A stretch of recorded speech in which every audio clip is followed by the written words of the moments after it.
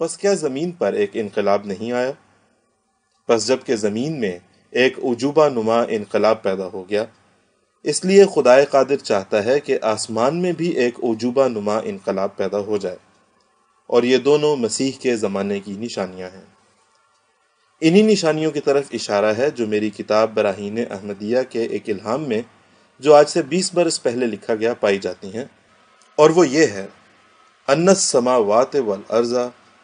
کانا طارقا ففتقناہما، یعنی زمین اور آسمان دونوں ایک گٹھڑی کی طرح بندھے ہوئے تھے جن کے جوہر مخفی تھے۔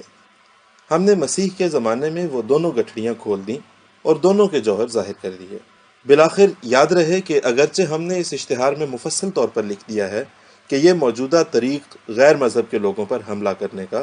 جو مسلمانوں میں پایا جاتا ہے، جس کا نام وہ جہاد رکھتے ہیں، یہ شرعی جہاد نہیں ہے، بلکہ صریح خدا اور رسول کے حکم کے مخالف اور سخت معصیت ہے۔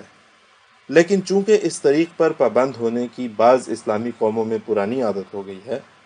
اس لیے ان کے لیے اس عادت کو چھوڑنا آسانی سے ممکن نہیں، بلکہ ممکن ہے کہ جو شخص ایسی نصیحت کرے اسی کے دشمن جانی ہو جائیں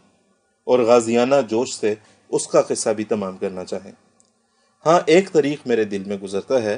وہ یہ ہے کہ اگر امیر صاحب والی کابل،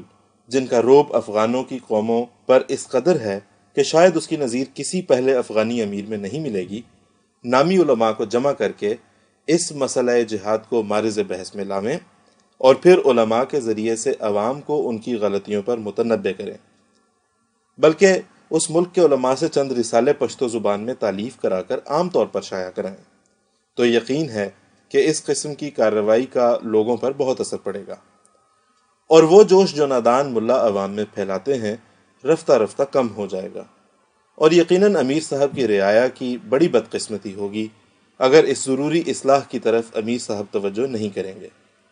اور آخری نتیجہ اس کا اس گورنمنٹ کے لیے خود زحمتیں ہیں جو ملاؤں کے ایسے فتووں پر خاموش بیٹھی رہے،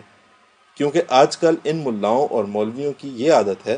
کہ ایک ادنیٰ اختلاف مذہبی کی وجہ سے ایک شخص یا ایک فرقے کو کافر ٹھہرا دیتے ہیں، اور پھر جو کافروں کی نسبت ان کے فتوے جہاد وغیرہ کے ہیں، وہی فتوے ان کی نسبت بھی جاری کیے جاتے ہیں۔ پس اس صورت میں امیر صاحب بھی ان فتووں سے محفوظ نہیں رہ سکتے۔